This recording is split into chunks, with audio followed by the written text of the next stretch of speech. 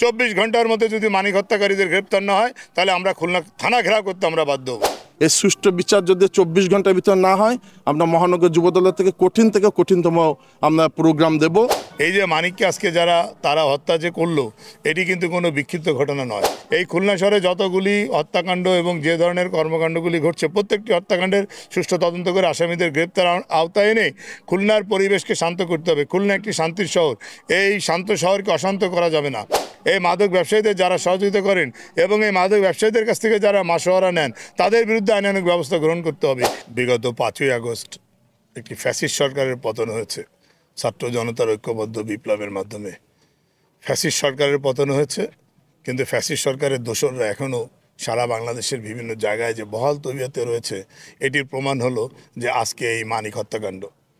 মানিক 21 নম্বর word যুবদলের সহসভাপতি এবং বর্তমান রানিং কমিটির।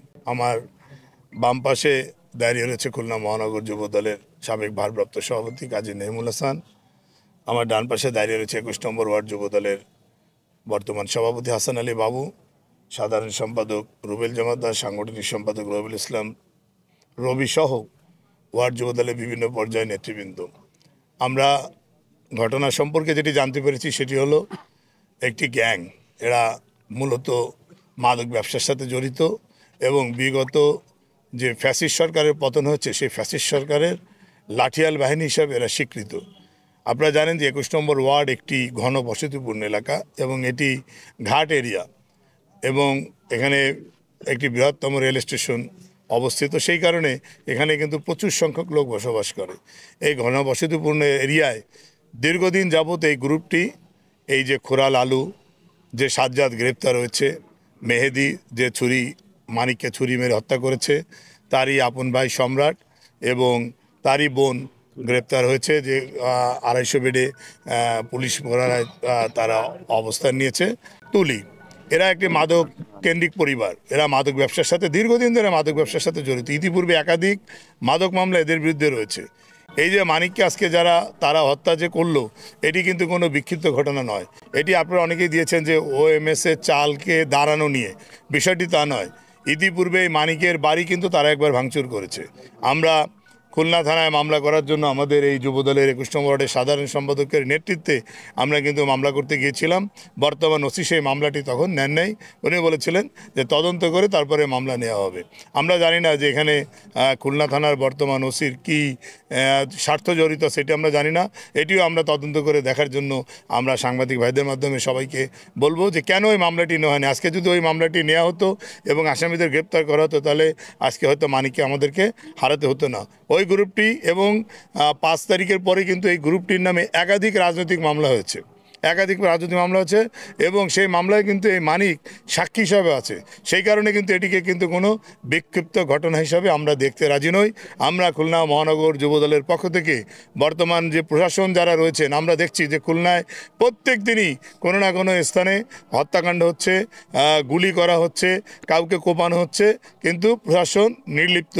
আমাদের সন্দেহ হচ্ছে যে এই প্রশাসনের মধ্যে এখনও আওয়ামী লীগের দোসররা ঘাপটি মেরে রয়েছে এবং বিগত ফ্যাসিস্ট সরকারের যারা সুবিধাভোগী তারা ওই প্রশাসনের মধ্যে রয়েছে। সেই কারণে আমরা এই খুলনার প্রশাসন সাংবাদিক ভাইদের মাধ্যমে আমরা জানাতে চাই যে অনতিবিলম্বে এই মানিক হত্যাকারীদের গ্রেপ্তার করে, শুধু মানিক হত্যাকারী নয়, এই খুলনা শহরে যতগুলি হত্যাকাণ্ড এবং যে ধরনের কর্মকাণ্ডগুলি ঘটছে প্রত্যেকটি হত্যাকাণ্ডের সুষ্ঠু তদন্ত করে আসামিদের গ্রেপ্তার আওতায় এনে খুলনার পরিবেশকে শান্ত করতে হবে। খুলনা একটি শান্তির শহর, এই শান্ত শহরকে অশান্ত করা যাবে না। আমরা বর্তমান সরকারের যারা দায়িত্বশীল কর্তা ব্যক্তি রয়েছেন, আমরা খুলনা মহানগর যুবদলের পক্ষ থেকে বলতে চাই যে এই প্রশাসনের ভিতর যারা আওয়ামী লীগ দোষর রয়েছে তাদেরকে চিহ্নিত করে অবিলম্বে তাদেরকে চাকরি থেকে অপসারিত করতে হবে এবং যারা এই মাদক ব্যবসায়ীদের খুলনায় যারা শেল্টার দেন, এই মাদক ব্যবসায়ীদের যারা সহযোগিতা করেন এবং এই মাদক ব্যবসায়ীদের কাছ থেকে যারা মাসোয়ারা নেন তাদের বিরুদ্ধে আইনানুগ ব্যবস্থা গ্রহণ করতে হবে।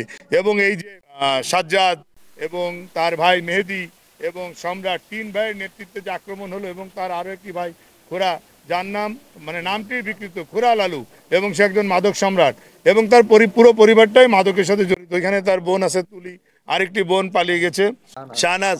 আমরা আজকে আপনাদের মাধ্যমে জানাতে চাই অনতিবিলম্বে মানিকের হত্যাকারীদের গ্রেপ্তার করে বিচারের আওতায় আনতে হবে। এবং আমরা আগামীকালকে জানাজার পরেই আমরা মানিক হত্যার প্রতিবাদে খুলনা মহানগর যুবদলের পক্ষ থেকে আমরা কঠিন এবং কঠোরতম কর্মসূচি দেবো।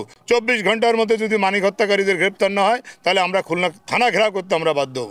এই ঘটনা আজকে নতুন না, বিগত 5 আগস্টের পরবর্তীতে এই ফ্যাসিস্ট খুনি হাসিনা এদেশ থেকে বিতাড়িত হওয়ার পরে আওয়ামী লীগের দোসররা সারা বাংলাদেশে ছড়িয়ে ছিটিয়ে রয়েছে। তাদের ব্ল্যাক টাকা দিয়ে তারা বিভিন্নভাবে বিভিন্ন জায়গায় বিভিন্ন স্থানে বিভিন্ন মহল্লায় বলেন, এলাকায় বলেন, থানা বলেন, ওয়ার্ড বলেন, মহানগর বলেন, জেলা বলেন, সারা বাংলাদেশে 64টি জেলায় তারা বিভিন্ন কালো টাকার মাধ্যমে তারা এই আওয়ামী লীগের দোসরকে দিয়ে বিভিন্ন ধরনের অপকর্মে তারা লিপ্ত রয়েছে। এই আওয়ামী লীগের দোসররা এই বাংলাদেশকে একটা অস্থিতিশীল পরিবেশে এবং পরিস্থিতিতে নিয়ে যাওয়ার চেষ্টা চালাচ্ছে।